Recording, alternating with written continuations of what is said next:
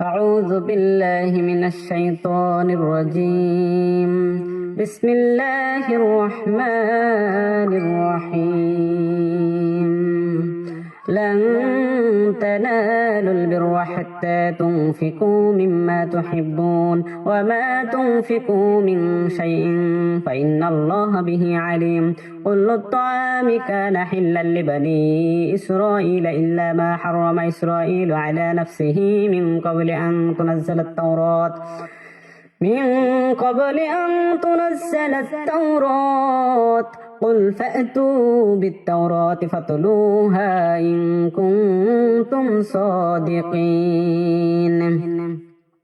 فمن افترى على الله الكذب من بعد ذلك فأولئك هم الظالمون. قل صدق الله فاتبعوا ملة إبراهيم حنيفا وما كان من المشركين. إن أول بيت بدي للناس للذي ببكة مباركا وهدى للعالمين.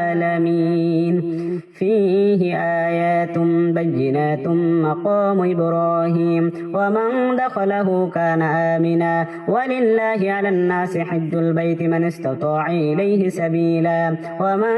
كفر فإن الله غني عن العالمين. قل يا أهل الكتاب لم تكفرون بآيات الله والله شهيد على ما تعملون. قل يا أهل الكتاب لم تصدون عن سبيل الله من آمن تبغونها عوجا وأنتم شهداء وما الله بغافل عما تعملون. يا أيها الذين آمنوا إن تطيعوا فريقا من الذين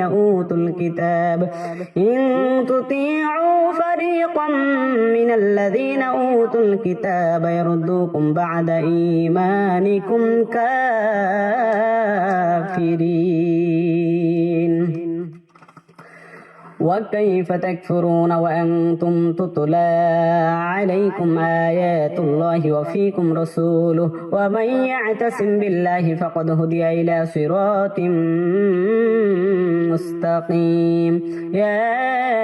أيها الذين آمنوا اتقوا الله حق تقاته ولا تموتن إلا وأنتم مسلمون واعتصموا بحبل الله جميعا ولا تفرقوا واذكروا نعمة الله عليكم إذ كنتم أعداء فألف بين قلوبكم فأصبحتم بنعمته إخوانا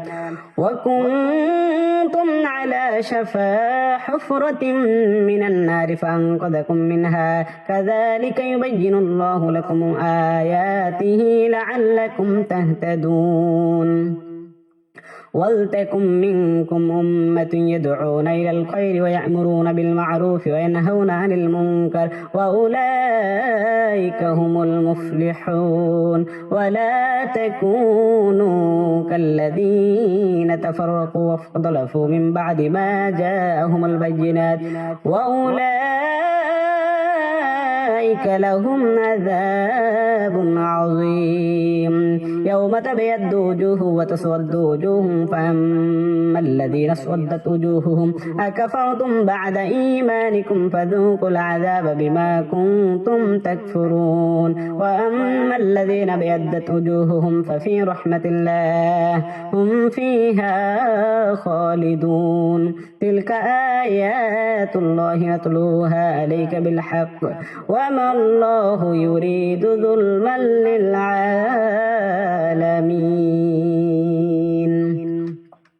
ولله ما في السماوات وما في الأرض وإلى الله ترجع الأمور. كنتم خير أمة أخرجت للناس تأمرون بالمعروف وتنهون عن المنكر وتؤمنون بالله. ولو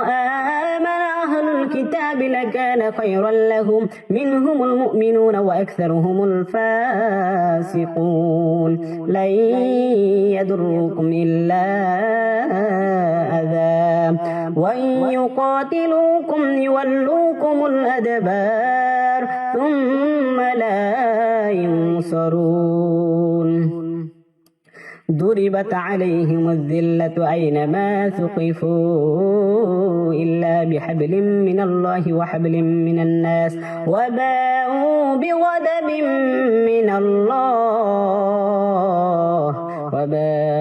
بغضب من الله وضربت عليهم المسكنة ذلك بأنهم كانوا يكفرون بآيات الله ويقتلون الأنبياء بغير حق ذلك بما عصوا وكانوا يعتدون ليسوا سواء من أهل الكتاب أمة قائمة يتلون آيات الله آناء الليل وهم يسجدون يؤمنون بالله واليوم الآخر ويأمرون بالمعروف وينهون عن المنكر ويسارعون في الخيرات وأولئك من الصالحين وما يفعلوا من خير فلن يكفروه والله عليم بالمتقين إن الذين كفروا لن تغني عنهم أموالهم ولا أولادهم من الله شيئا وأولئك أصحاب النار هم فيها خالدون مثل ما ينفقون في هذه الحياة الدنيا كمثل ريح فيها صر أصابت حرث قوم ظلموا أنفسهم فأهلكت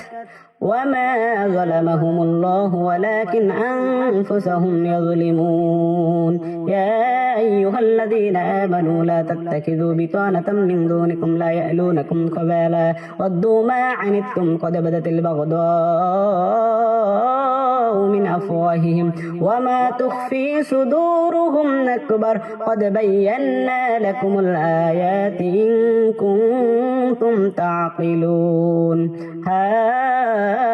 أنتم أولئك تحبونهم ولا يحبونكم وتؤمنون بالكتاب كله وإذا لقوكم قالوا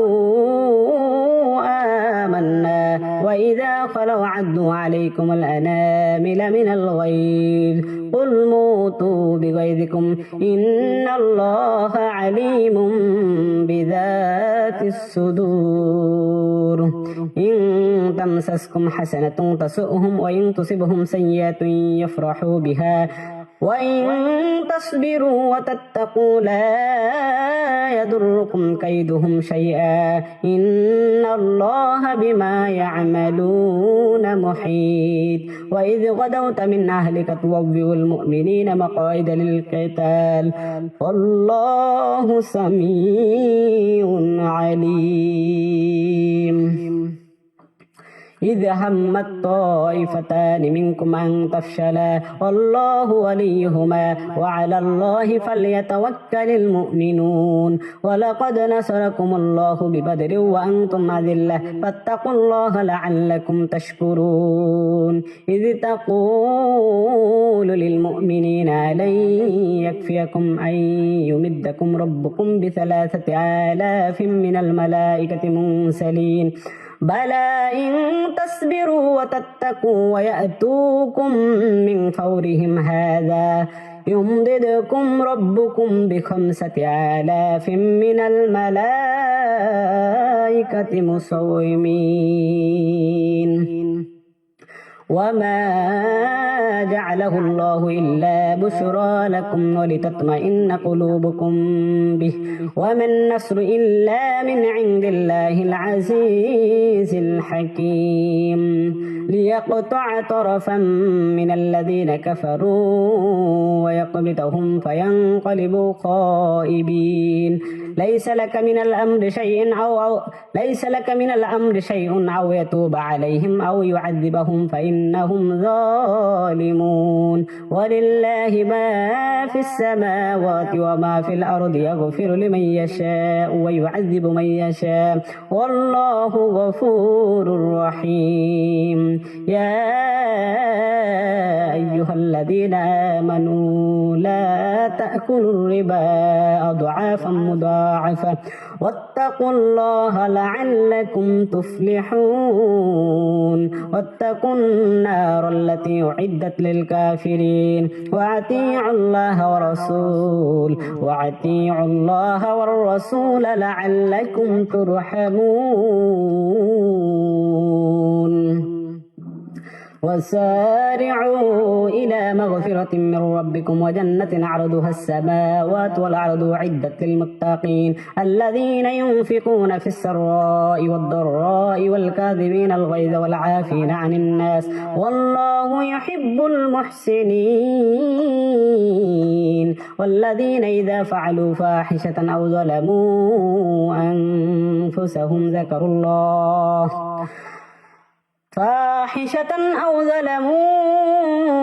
أنفسهم ذكروا الله فاستغفروا لذنوبهم ومن يغفر الذنوب إلا الله ولم يصروا على ما فعلوا وهم يعلمون أولئك جزاؤهم مغفرة من ربهم وجنة تجري من تحتها الأنهار خالدين فيها ونعم أجر العاملين قد خلت من قبلكم سنن فسيروا في الأرض فانظروا كيف كان عاقبة المكذبين هذا بيان للناس وهدى وموعظة للمتقين ولا تهنوا ولا تحزنوا وأنتم الأعلون إن كنتم مؤمنين إن يمسسكم قرح فقد مس القوم قرح مثله وتلك الأيام نداولها بين الناس وليعلم الله الذين آمنوا ويتخذ منكم شهداء والله لا يحب الظالمين وليمحص الله الذين آمنوا ويمحق الكافرين أم حسبتم أن تدخلوا الجنة ولما يعلم الله الذين جاهدوا منكم ويعلم الصابرين ولقد كنتم تمنون الموت من قبل أن تلقوه فقد رأيتموه وأنتم تنظرون وما محمد إلا رسول قد خلت من قبله الرسل أفإن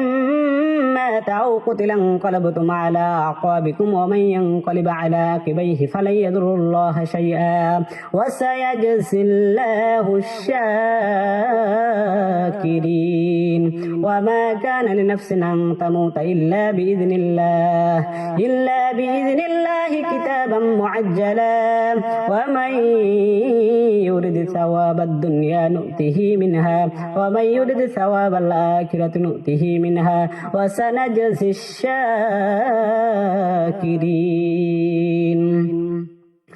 وكأين من نبي قاتل معه ربيون كثير فما وهنوا لما أصابهم في سبيل الله وما ضعفوا وما استكانوا والله يحب الصابرين وما كان قولهم إلا أن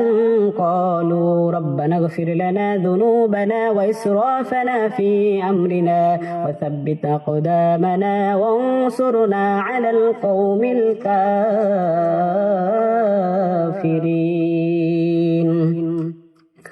فآتاهم الله ثواب الدنيا وحسن ثواب الآخرة والله يحب المحسنين يا أيها الذين آمنوا إن تطيعوا الذين كفروا إن تطيعوا الذين كفروا يردوكم على أعقابكم فتنقلبوا خاسرين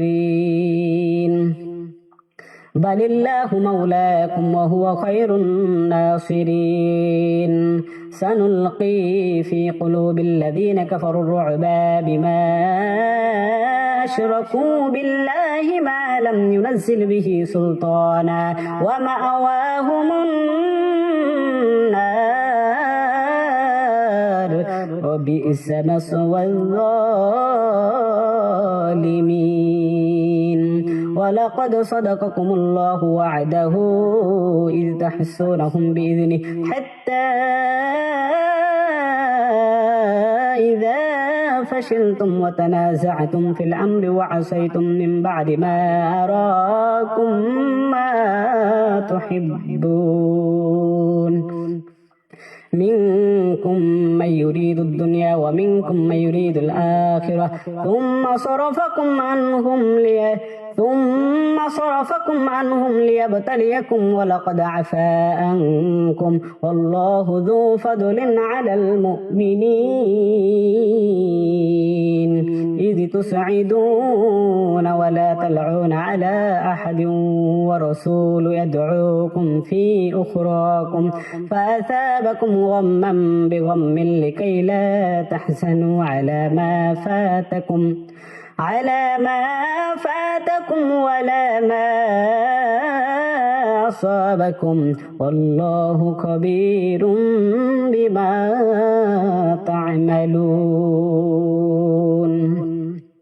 ثم أنزل عليكم من بعد الغم أمنة نعاسا يغشى طائفة منكم وطائفة قد أهمتهم أنفسهم يظنون بالله غير الحق ظن الجاهلية يقولون هل لنا من الأمر من شيء قل إن الأمر كله لله يخفون في أنفسهم ما لا يبدون لك يقولون لو كان لنا من الأمر شيء ما قتلنا هاهنا قل لو كنتم في بيوتكم لبرز الذين كتب عليهم القتل إلى مضاجعهم وليبتلي الله ما في صدوركم وليمحص ما في قلوبكم والله عليم بذات الصدور إن الذين تولوا منكم يوم التقى الجمعان إنما استزلهم الشيطان ببعد ما كسبوا ولقد عفى الله عنهم إن الله غفور حليم يا أيها الذين آمنوا لا تكونوا كالذين كفروا وقالوا لإخوانهم إذا ضربوا في الأرض أو كانوا غزا لو كانوا عندنا ما ماتوا وما قتلوا ليجعل الله ذلك حسرة في قلوبهم والله يحيي ويميت والله بما تعملون بصير ولئن قتلتم في سبيل الله أو متم لمغفرة من الله ورحمة خير مما يجمعون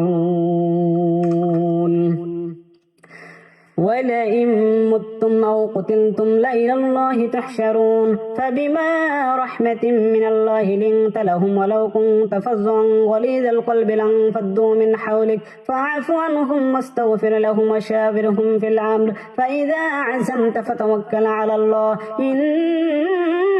الله يحب المتوكلين إن ينصركم الله فلا غالب لكم وإن يخذلكم فمن ذا الذي ينصركم من بعده وعلى الله فليتوكل المؤمنون وما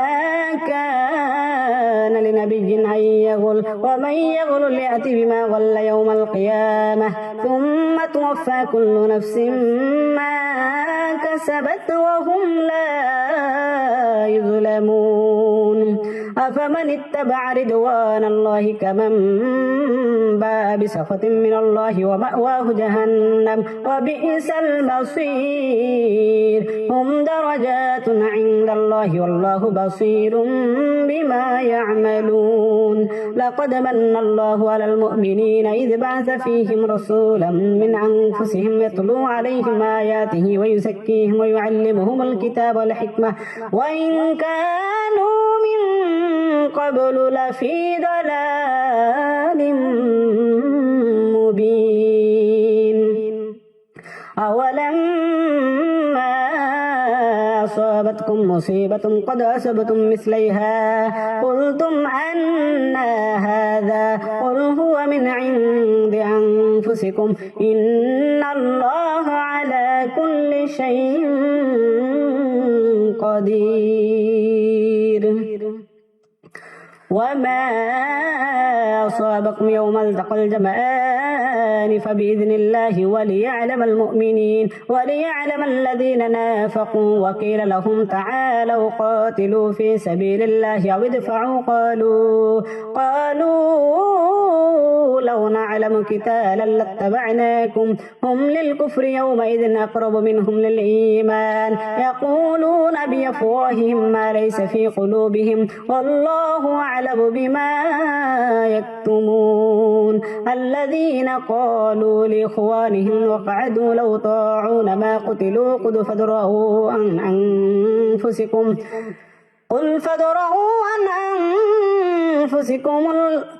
قل فادرءوا عن أنفسكم الموت إن كنتم صادقين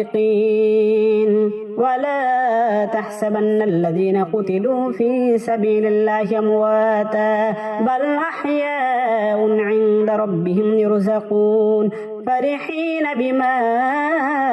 آتاهم الله من فضله ويستبشرون بالذين لم يلحقوا بهم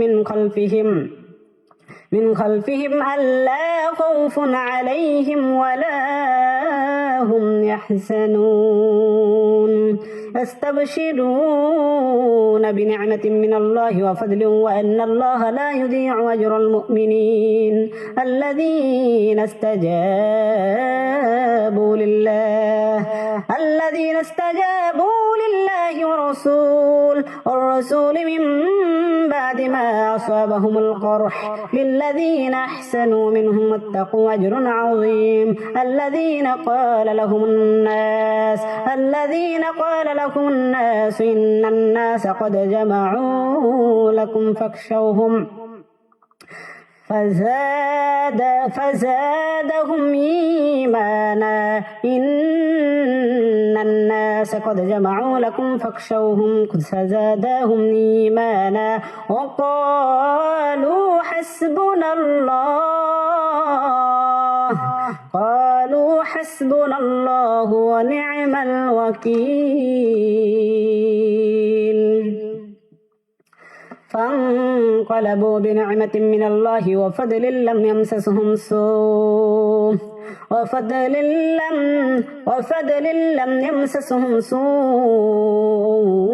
واتبعوا رضوان الله والله ذو فضل عظيم إنما ذلكم الشيطان يخوف أولياءه فلا تخافوهم وخافون إن كنتم مؤمنين ولا يحزنك الذين يسارعون في الكفر إنهم لن يضروا الله شيئا يريد الله ألا يجعل لهم خطأ في الآخرة ولهم عذاب عظيم إن الذين اشتروا الكفر بالإيمان لن يضروا الله شيئا ولهم عذاب عليم ولا يحسبن الذين كفروا أنما نملي لهم خير لأنفسهم إنما نملي لهم ليزدادوا إثما ولهم عذاب مهين. ما كان الله ليذر المؤمنين على ما أنتم عليه حتى يميز الخبيث من الطيب وما كان الله ليطلعكم على الغيب ولكن الله يجتبي من رسله من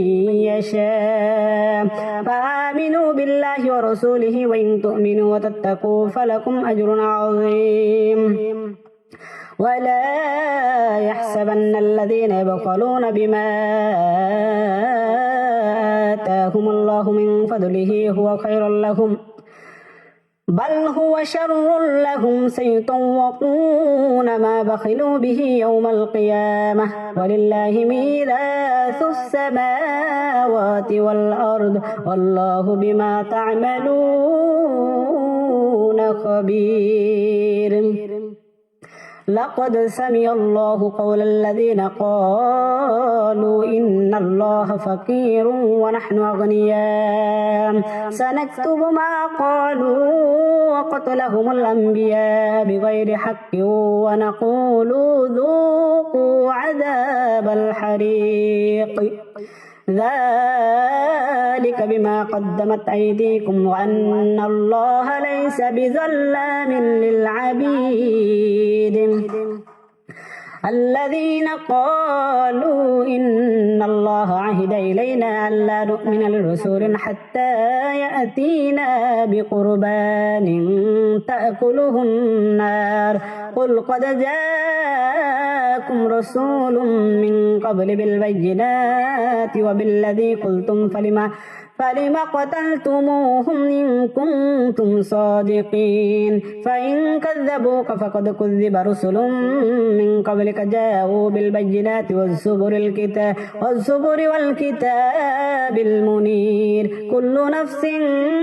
ذائقة الموت وإنما توفون أجورهم يوم القيامة فمن زحزح عن النار وأدخل الجنة فقد فاز وما الحياة الدنيا إلا متاع الغرور. لتبلغن في أموالكم وأنفسكم لتبلغن في أموالكم وأنفسكم ولتسمعن من الذين أوتوا الكتاب من قبلهم ومن الذين أشركوا أذى كثيرا وإن تصبروا وتتقوا فإن ذلك من عزم الأمور. وإذا أخذ الله ميثاق الذين أوتوا الكتاب لتبيننه للناس ولا تكتمونه فنبذوه وراء ظهورهم واشتروا به ثمنا قليلا فبئس ما يشترون. لا تحسبن الذين يفرحون بما أتوا ويحبون أن يحمدوا بما لم يفعلوا فلا تحسبنهم بمفازة من العذاب ولهم عذاب أليم. ولله ملك السماوات والأرض والله على كل شيء قدير. إن في خلق السماوات والأرض واختلاف الليل والنهار لآيات لأولي الألباب الذين يذكرون الله قياما وقعودا وعلى جنوبهم ويتفكرون في خلق السماوات والأرض ربنا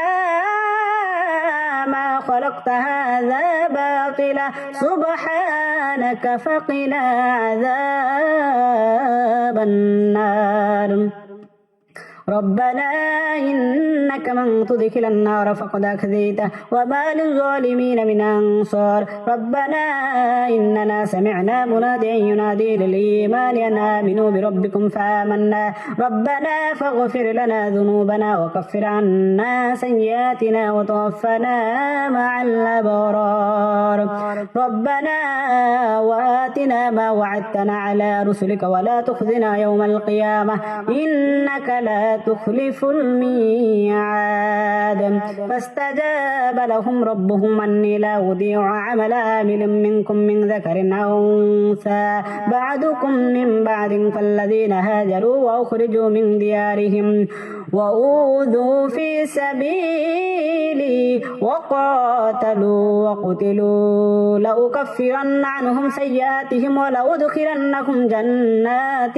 تجري من تحتها الأنهار ثوابا من عند الله والله عنده حسن الثواب لا يغرنك تقلب الذين كفروا في البلاد متاع قليل ثم مأواهم جهنم وبئس المهاد لكن الذين اتقوا ربهم ولهم جنات تجري من تحتها الأنهار خالدين فيها نزلا من عند الله وما عند الله خير للأبرار وإن من أهل الكتاب لمن يؤمن بالله وما أنزل إليكم وما أنزل إليهم خاشعين لله لا يشترون بآيات الله ثمنا قليلا أولئك لهم أجرهم عند ربهم إن الله سريع الحساب يا أيها الذين آمنوا اصبروا وصابروا ورابطوا واتقوا الله لعلكم تفلحون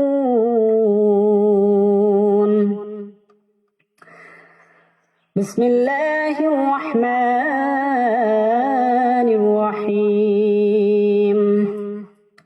يا أيها الناس اتقوا ربكم الذي خلقكم من نفس واحدة وخلق منها زوجها وبث منهما رجالا كثيرا ونساء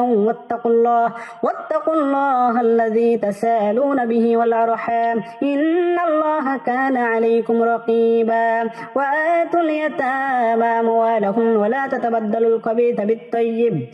ولا تأكلوا أموالهم إلى أموالكم إنه كان حوبا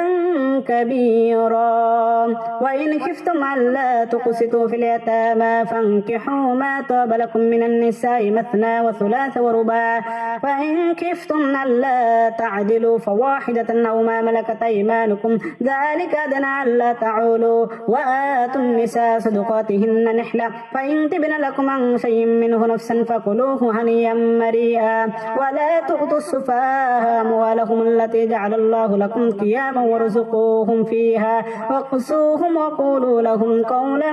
معروفا وابتلوا اليتامى حتى إذا بلغوا النكاح فإن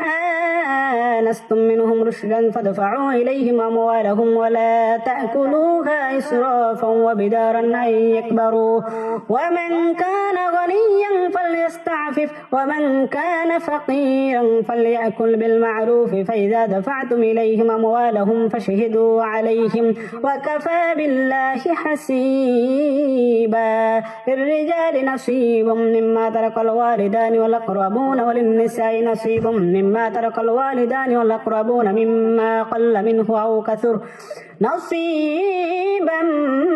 مفروضا وإذا حضر القسمة أولو القربى واليتامى والمساكين فارزقوهم منه وقولوا لهم قولا معروفا وليخشى الذين لو تركوا من خلفهم ذرية ضعافا خافوا عليهم فليتقوا الله وليقولوا قولا سديدا إن الذين يأكلون أموال اليتامى ظلما إنما يأكلون في بطونهم نارا وسيصلون سعيرا يوصيكم الله في أولادكم للذكر مثل حظ الأنثيين فإن كن نساء فوق اثنتين فلهن ثلثا ما ترك وإن كانت واحدة فلها النصف ولأبويه لكل واحد منهما السدس مما ترك إن كان له ولد فإن لم يكن له ولد وورثه أبواه فلأمه الثلث فإن كان له إخوة فلأمه السدس من بعد وصية يوصي بها أو دين.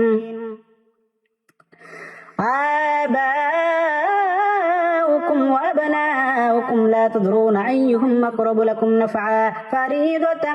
من الله إن الله كان عليما حكيما. ولكم نصف ما ترك أزواجكم إن لم يكن لهن ولد فإن كان لهن ولد فلكم الربع مما تركن من بعد وصية يوصين بها أو دين ولهن الربع مما تركتم إن لم يكن لكم ولد فإن كان لكم ولد فلهن الثمن مما تركتم من بعد وصية توصون بها أو دين وإن كان رجل يورث كلالة أو امرأة وله أخ أو أخت فلكل واحد منهما السدس فإن كانوا أكثر من ذلك فهم شركاء في الثلث من بعد وصية يوصى بها أو دين غير مضار وصية من الله والله عليم حليم. تلك حدود الله ومن يطع الله ورسوله يدخله جنات تجري من تحتها الأنهار خالدين فيها وذلك الفوز العظيم. ومن يعص الله ورسوله ويتعد حدوده يدخله نارا خالدا فيها وله عذاب مهين. واللاتي يأتين الفاحشة من نسائكم فاستشهدوا عليهن أربعة منكم فإن شهدوا فأمسكوهن في البيوت حتى يتوفاهن الموت أو يجعل الله لهن سبيلا.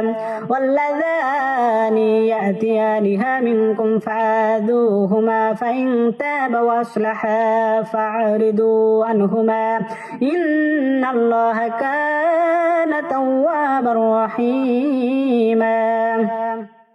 إنما التوبة على الله للذين يعملون السوء بجهالة ثم يتوبون من قريب فأولئك يتوب الله عليهم وكان الله عليما حكيما. وليست التوبة للذين يعملون السيئات حتى إذا حضر أحدكم الموت قال إني تبت الآن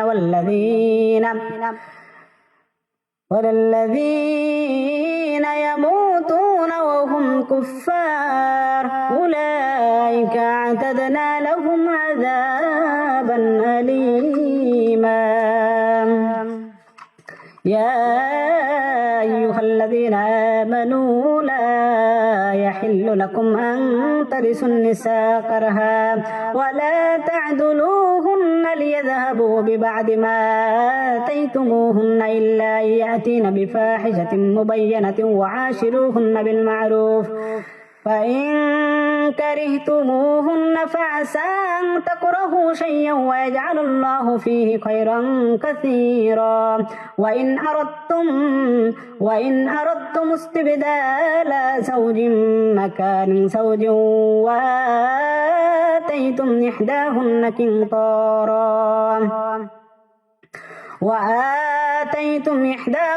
قنطارا فلا تأخذوا منه شيئا أتأخذونه بهتانا وإثما